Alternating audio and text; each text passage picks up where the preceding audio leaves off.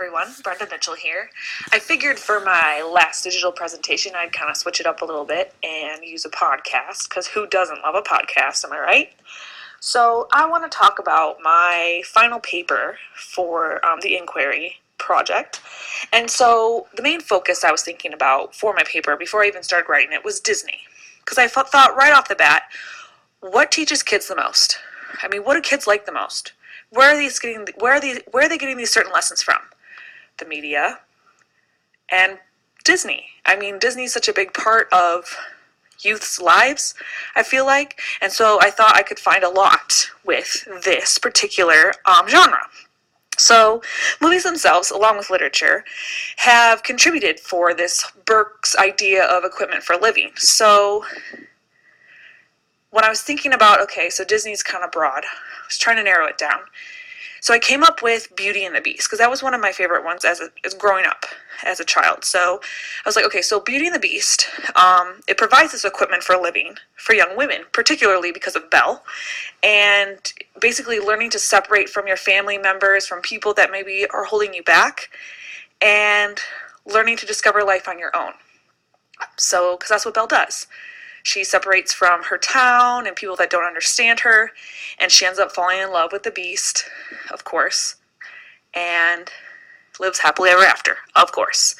Now, we always don't get the happily ever after, but at least the lessons that are being taught and learned are there. So that's my thesis. I was looking to prove that, that Beauty and the Beast is equipment for living, showing young women separating from their families and, making a life for their own. So in my literature review, I actually looked at a couple different articles that I found. I thought they were pretty cool. So the first one I found was actually written in 2008, and it was talking specifically about how marketers target children.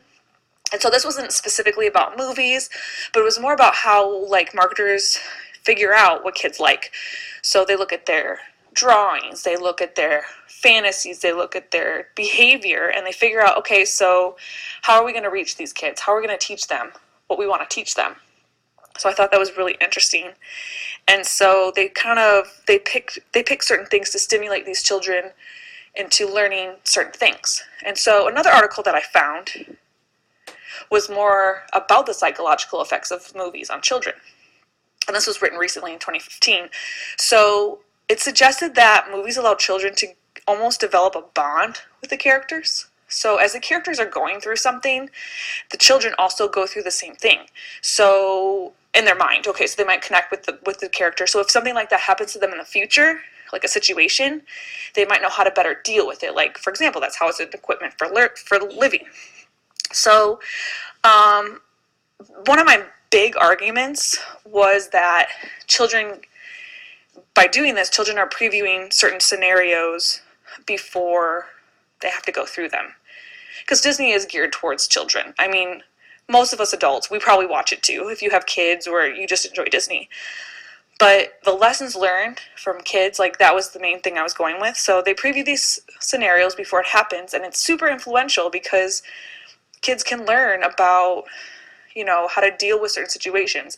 No, we're probably not going to meet a person that turned into a beast that turns back into a person. I mean, obviously not. But, there's going to be situations where you might not evaluate the situation correctly because you're looking at the outside, not the inside of a person. So there's that. So at the end, I decided that that Disney movies are influential and they are an equipment for living for children. And especially since, Disney's focus now is more on behavior. They're not worried so much about 1, 2, 3, ABC. They're worried more about behavior and teaching life lessons to children. So that was actually one of the articles that I read, the psychological effect on children. And so media itself has such a strong impact that there's really no reason why Disney Channel and Disney movies wouldn't have that same impact. So one of the biggest lessons that Belle learns is that, you can't judge a book by its cover. You have to see what's on the inside. And so that's what happens to she, when she separates from this life that she lived, she sees what the Beast is all about. She ends up falling in love with him, not because what he looks like, but from, what's on the inside. Thanks for listening.